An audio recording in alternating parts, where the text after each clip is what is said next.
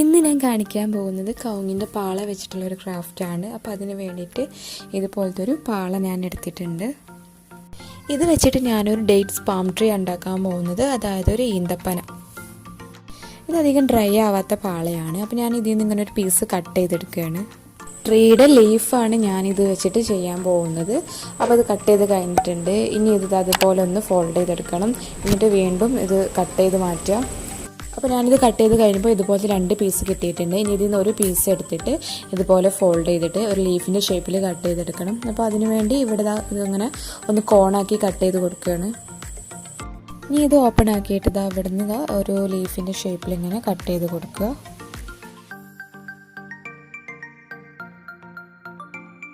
ഇങ്ങനെ താഴെ വരെ ചെയ്ത് കൊടുക്കണം. അപ്പോൾ അതിന് മുമ്പായിട്ട് ഞാൻ ഈ ഭാഗവും അതുപോലെ ഇങ്ങനെ കട്ട് ചെയ്ത് കൊടുക്കുകയാണ്. അപ്പോൾ ഞാൻ കംപ്ലീറ്റ് ആയിട്ട് താഴെ വരെ അങ്ങനെ ചെയ്തെടുത്തിട്ടുണ്ട്.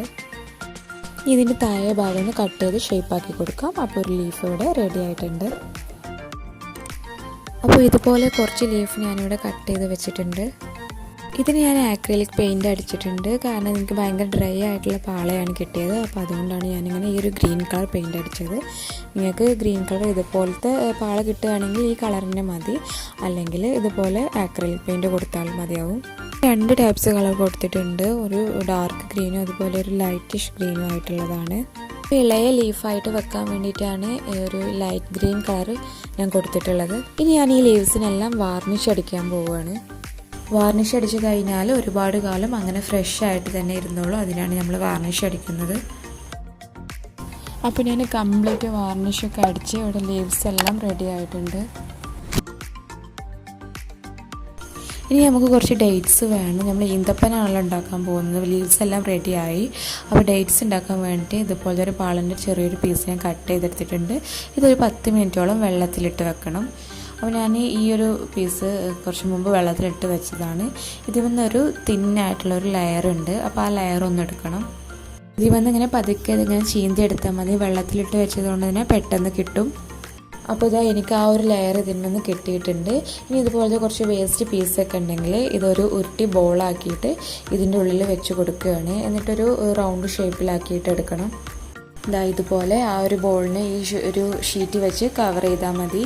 എന്നിട്ട് ഞാൻ നമ്മളെ ഈ ഫ്ലവറൊക്കെ ഉണ്ടാക്കുമ്പോൾ വെക്കുന്ന ആ ഒരു കമ്പില്ലേ, അത് ഇതിൻ്റെ ഉള്ളിലായിട്ട് വെച്ച് കൊടുത്തിട്ട് നമുക്ക് നൂല് വെച്ചിട്ടുണ്ടെങ്കിൽ ഒന്ന് കെട്ടിക്കൊടുത്താൽ മതി.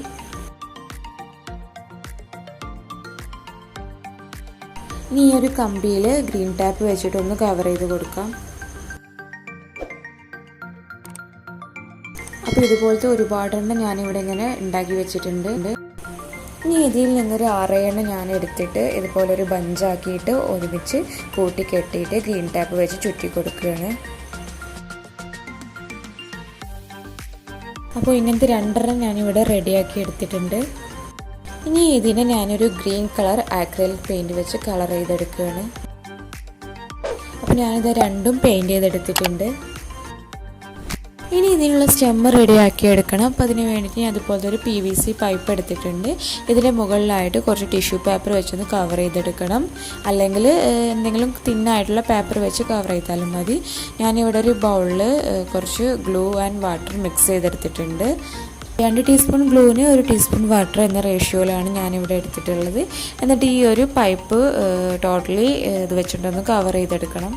അപ്പോൾ ഞാനിതിൽ കംപ്ലീറ്റ് ആയിട്ട് പേപ്പർ വെച്ച് കവർ ചെയ്തിട്ടുണ്ട്. ഇതിൻ്റെ ഈ ഒരു താഴെ ഭാഗത്ത് കുറച്ച് തിക്നെസ്സിലായിട്ട് പേപ്പർ വെച്ച് കവർ ചെയ്തിട്ടുണ്ട്. മേലോട്ട് പോകുന്നതിനനുസരിച്ച് തിന്നാക്കിയാൽ മതി, ആ ഒരു സ്റ്റെമ്മിൻ്റെ രൂപത്തിൽ തന്നെ.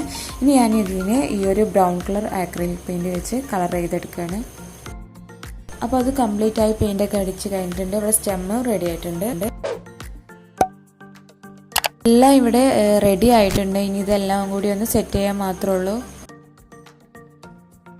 ഞാൻ ഈ ഒരു സ്റ്റെം എടുത്തിട്ടുണ്ട്. ഈ ഒരു പൈപ്പിൻ്റെ ഉള്ളിലായിട്ട് നമുക്ക് ലീഫ് വെച്ച് കൊടുക്കണം. അപ്പോൾ ഞാൻ ഈ ലീഫ് ഓരോന്നായിട്ട് ഇതിൻ്റെ ഉള്ളിൽ വെച്ച് ഇങ്ങനെ പ്രസ് ചെയ്ത് കൊടുക്കുകയാണ്. ഇതുപോലെ ഒന്ന് ഫോൾഡ് ചെയ്ത് കൊടുത്താൽ മതി.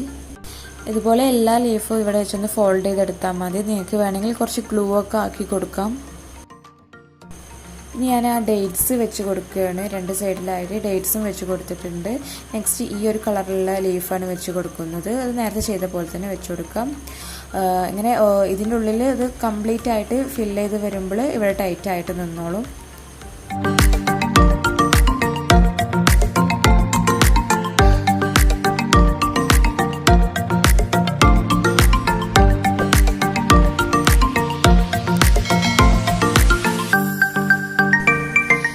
ലാസ്റ്റ് വെക്കുന്ന കുറച്ച് ലീവ്സ് 2-3 ലീവ്സ് ഇതുപോലെ ഇങ്ങനെ നേരെ വെക്കണം. അതിങ്ങനെ താഴോട്ടാക്കി കൊടുക്കരുത്. ഇനി ഇത് കുറച്ചും കൂടി ടൈറ്റായിട്ട് ലീവ്സൊക്കെ നിൽക്കണമെന്നുണ്ടെങ്കിൽ ഈ ഒരു സ്പേസിൽ ഇതുപോലെ എന്തെങ്കിലും പേപ്പർ വെച്ചൊന്ന് ഫില്ല് ചെയ്ത് കൊടുത്താൽ മതി. അപ്പോൾ ആ ലീവ്സ് എല്ലാം അവിടെ നല്ലപോലെ ടൈറ്റായിട്ട് നിന്നോളും. അപ്പോൾ നമ്മുടെ പാം ട്രീ ഇവിടെ സെറ്റായിട്ടുണ്ട്. അപ്പോൾ ഇതാണ് അതിൻ്റെ ഒരു ഫൈനൽ ലുക്ക്. ഞാൻ അതിനെ ഇതുപോലെ ഒരു പോട്ടിലൊക്കെ വെച്ച് സെറ്റ് ചെയ്തിട്ടുണ്ട്. ഇതുപോലെ വേറൊരെണ്ണം കൂടി ഞാൻ ഇങ്ങനെ ഉണ്ടാക്കി വെച്ചതാണ്. ഇങ്ങനെ ഒരു പോട്ടിലൊക്കെ വെച്ചാലായിരിക്കും കാണാൻ കുറച്ചും കൂടി ഭംഗിയൊക്കെ ഉണ്ടാവുക. അപ്പോൾ ഈ ഒരു ഈന്തപ്പന നിങ്ങളെല്ലാവരും ഒന്ന് ട്രൈ ചെയ്ത് നോക്കുക. കംപ്ലീറ്റ് 0 വേസ്റ്റ് ക്രാഫ്റ്റാണ്. നമ്മളെ വീട്ടിലൊക്കെ കിട്ടുന്ന പാള മാത്രം മതി ഈ ഒരു ഈന്തപ്പന ഉണ്ടാക്കാൻ വേണ്ടിയിട്ട്. അപ്പോൾ ഈ ഒരു വീഡിയോ നിങ്ങൾക്ക് എല്ലാവർക്കും ഇഷ്ടമാണെന്ന് വിചാരിക്കുന്നു. ഇഷ്ടപ്പെട്ടാൽ ലൈക്ക് ചെയ്യുക, ഷെയർ ചെയ്യുക, പിന്നെ സബ്സ്ക്രൈബ് ചെയ്യാത്തവരുണ്ടെങ്കിൽ സബ്സ്ക്രൈബ് ചെയ്യുക. അപ്പോൾ ഈ നെക്സ്റ്റ് വീഡിയോയിൽ കാണാം. ബൈ. Happy craft.